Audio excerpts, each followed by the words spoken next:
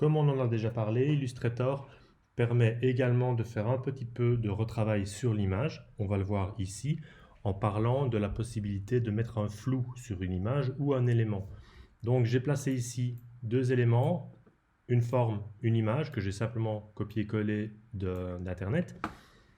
Pour installer un flou sur un de ces deux éléments, il suffit de le sélectionner, d'aller dans le menu Effets, puisqu'on va passer à un effet de flou. Donc vous pouvez constater que dans ce menu, il y a énormément d'effets.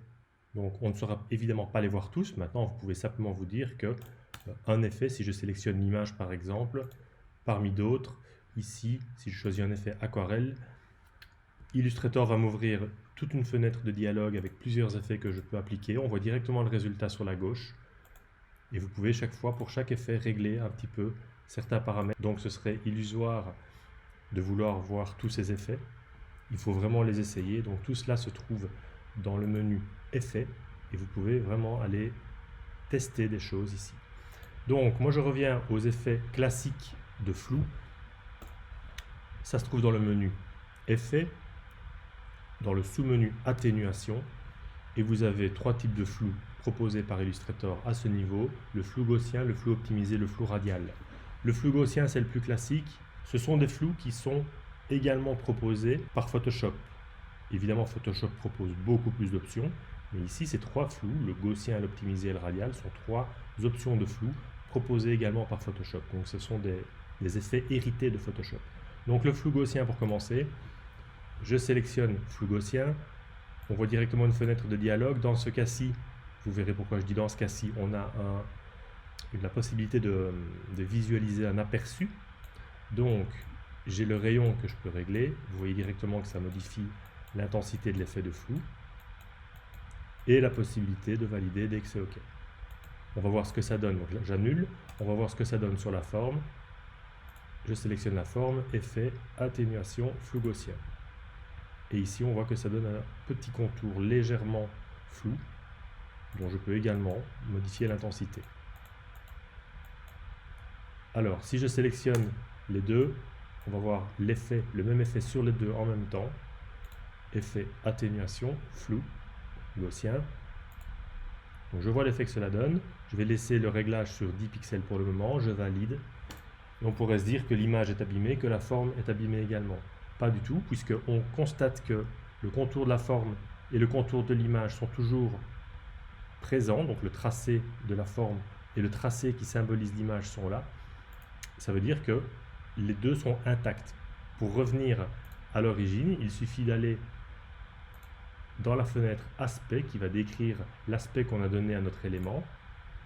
Et là, on voit directement ce qui s'est passé. Donc on voit que cette forme qui est sélectionnée ici a un contour néant, a un fond fuchsia, et ici on remarque qu'il y a un flou gaussien qui est installé. Donc on peut soit le masquer, on revient à la forme originale, soit évidemment le réafficher, soit on peut cliquer sur le lien flou gaussien, ce qui va nous donner accès à nos réglages. Donc je clique dessus et on voit que le rayon est 10 pixels. Je peux changer, le réduire, on voit que le flou est moins fort maintenant, et valider.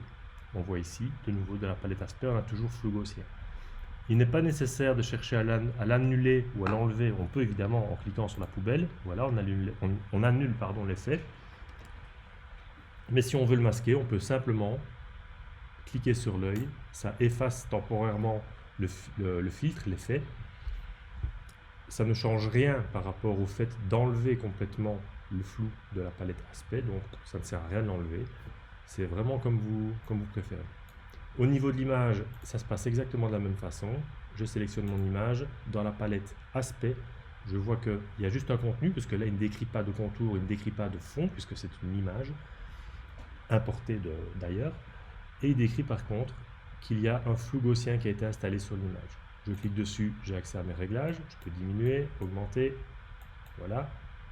Je valide. Je peux également masquer de la même façon. Donc, Illustrator agit également légèrement sur les images.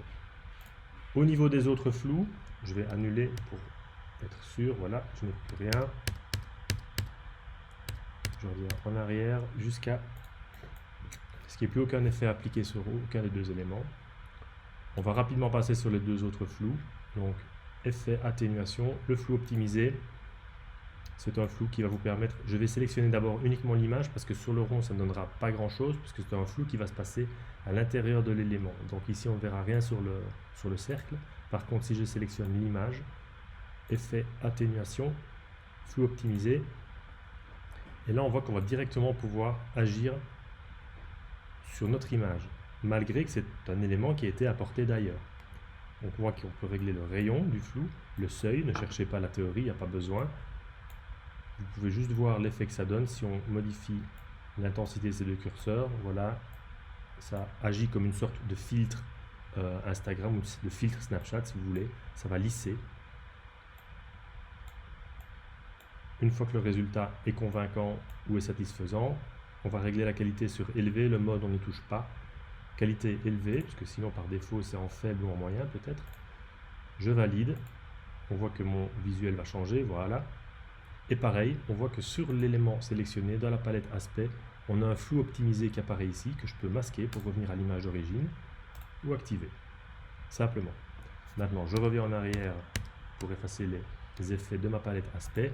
On voit le troisième, qui est un petit peu différent, parce que c'est, comme les autres, un effet qui est hérité de Photoshop. Et comme dans Photoshop, celui-ci n'a pas de prévisualisation, malheureusement. Je ne sais pas pourquoi. Donc, on a la possibilité en flou radial. Radial, ça dit bien ce que ça veut dire, c'est circulaire, on va dire. Déjà de le régler en supérieur, toujours. On a les machines qu'il faut pour. On peut le régler sur zoom, donc on voit ici sous forme de ligne, de barrette, l'effet que ça va donner, on le verra juste après. Ou en rotation. Et on voit ici que c'est un flou plutôt de rotation. Le flou de rotation va donner ceci.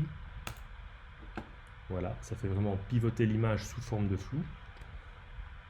Le flou de zoom va donner plutôt un effet de vitesse.